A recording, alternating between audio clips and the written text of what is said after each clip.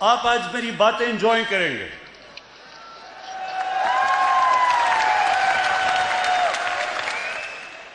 आवाज ऊंचा करें प्लीज। कि जब चोरों की चोरी के ऊपर हाथ पड़ेगा तो ये जब तक नूरा कुश्ती खेल रहे थे सब इकट्ठे हो जाएंगे। और वो आपने रात खुद ही देख लिया, अल्लाह अल्लाह क्या सब इकट्ठे थे, पहले भी कंटेनर में इकट्ठे हो गए थे। वो जो दो बच्चों ने तकरीरें की थी उनके ऊपर मैं बात नहीं करना चाहता। वो एक उनमें से नानी होगी है, लेकिन मेरे लिए बच्चे ही हैं वो।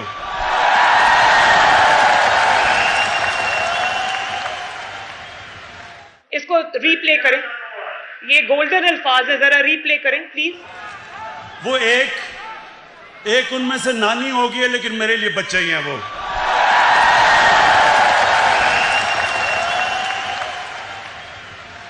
उसकी वजह है, सुने टाइगर्स, उसकी वजह है।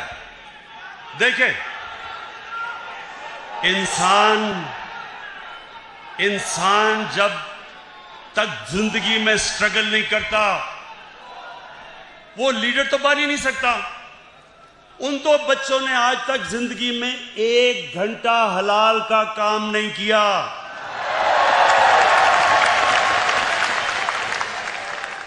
वो आज जाके लेक्चर दे रहे हैं दोनों।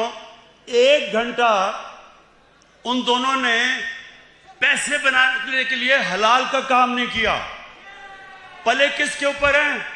अपने दोनों बापों की हराम की कमाई के ऊपर पले हुए हैं। तो उनके ऊपर तबसरा करना फजूल है।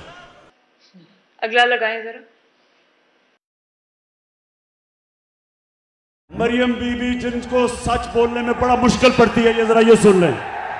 इस तरह मुझे लगा कि आप लोगों को बेवकूफ नहीं बना सकते। मेरी सेंट्रल लंदन में प्रॉपर्टीज तो दूर की बात है, मेरी पाकिस्तान में भी कोई प्रॉपर्टी नहीं है। मैं अपने वालिद के साथ है और मुझे समझ नहीं आई कि मेरी और मेरी वालदा की और बहन भाइयों की प्रॉपर्टीज ये कहाँ से निकाल के ले आए हैं। मेरे नाम पाकिस्तान में कोई प्रॉपर्टी नहीं है, ये तो इग्नोरेंस की बात है। हाय अल्लाह, कोई प्रॉपर्टी किधर से आएगी? मुझे तो एहसास प्रोग्राम में डाल दो, मेरे पास तो है ही कुछ नहीं। मरियम बीवी, वैसे मैं ये बताऊं, जितने सीधे मुंह से आप झूठ बोलती है मैंने कभी किसी को नहीं सुना। अगला लगाएं जरा। अच्छा, अब जब ये सारा सामने आ गया तो लोगों ने मरियम से पूछा कि ये बताएं कि जनाब आपके पास पैसा किधर से आया। तो आप ये जरा सुने कि मरियम क्या कहती है, सुने जरा। ये जो एसेट्स हैं, ये जो बिजनेस के लिए पैसा है, ये सारा दादा से डायरेक्टली बच्चों को ट्रांसफर हुआ। सुन लिया? ये सुन लिया? मरियम कहती है कि हमारा तो दादा इतना अमीर आदमी था कि हमारे पास तो ये पैसा दादे ने दे दिया। मरियम नवाज, मैं आज उसे अप्रिशिएट करना चाहता हूं। सुने सुने क्यों? कि इतना बड़ा झूठ बोलते हुए एक भी मुंह से लाइन इधर उधर नहीं हुई।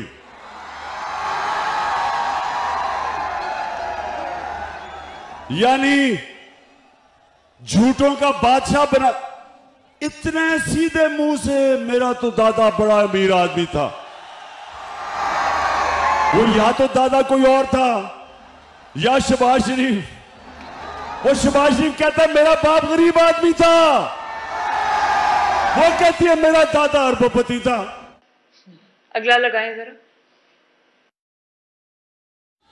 आदमियों से ज्यादा औरतों में सलाहियत है, वो शक्ल देख के पहचान सकती हैं कि इंसान झूठ बोल रहा है या नहीं। अब ये जो मरियम की शक्ल आपने देखी, क्या इसकी शक्ल के ऊपर आदमी तो समझेंगे कि ओहो ये तो झूठ बोल ही नहीं सकती। इतनी संजीदा शक्ल से उसने कहा कि मेरा दादा तो अरबपति था। अब कि कह तो सकती रही थी कि मेरे बाप ने पैसा दिया है, क्योंकि बाप के पास उसने तो अपने एसेट्स में दिखाया ही नहीं है कि पैसा। और ये भी नहीं कह सकती थी चोरी का पैसा है। अब दादा साहब दुनिया में नहीं थे तो दादे का तो पूछना किसी ने नहीं था, तो दादे के ऊपर डाल दिया कि दादा बहुत अमीर था। अब मैं ये ठीक नहीं कहता कि मरियम को एक ही क्वालिटी मुझे उसमें नजर आई है अभी तक, इतने सीधे मुंह से झूठ बोलती है मैंने कभी किसी को नहीं देखा। अगला लगाएं जरा। 1965 के अंदर जब जंग हुई थी, 1965 की जंग में, तो हिंदुस्तान से एक रेडियो चलता था, उसको कहते थे रेडियो आकाशवाणी। आप तो पैदा भी नहीं हुए होंगे, लेकिन रेडियो आकाशवाणी का काम होता था कि झूठ पे झूठ बोले जाओ। ये है हमारी रेडियो आकाशवाणी। अगला लगाएं जरा। मुझे किसी सोशल मीडिया पे किसी ने मुझे तकरीर भेजी, वो मरियम कहीं तकरीर कर रही थी कल। अब उस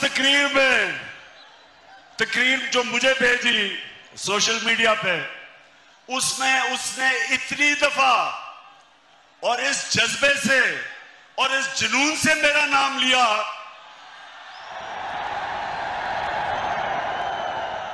कि मैं उसको ये कहना चाहता हूं, मरियम देखो, थोड़ा ध्यान करो, तुम्हारा खामद ही नाराज ना हो जाए जिस तरह तुम ये बार बार मेरा नाम ले। इसको रीप्ले करें। मरियम देखो, थोड़ा ध्यान करो, तुम्हारा खामद ही नाराज ना हो जाए जिस तरह तुम ये बार बार मेरा नाम लेती हो। ये एक ही शख्स की गुफ्तगू है, ये दो अशखास की गुफ्तगू नहीं है, ये दो लोगों की गुफ्तगू नहीं है, ये एक ही शख्स की गुफ्तगू है जिसका नाम इमरान खान है। ये है इस शख्स की हकीकत। और आप ये देखें कि तनकीद अगर जायज हो, किसी दायरे में हो, तमीज के दायरे में हो, इशू बेस्ड हो, तो मुझे उस तनकीद से इख्तलाफ नहीं है।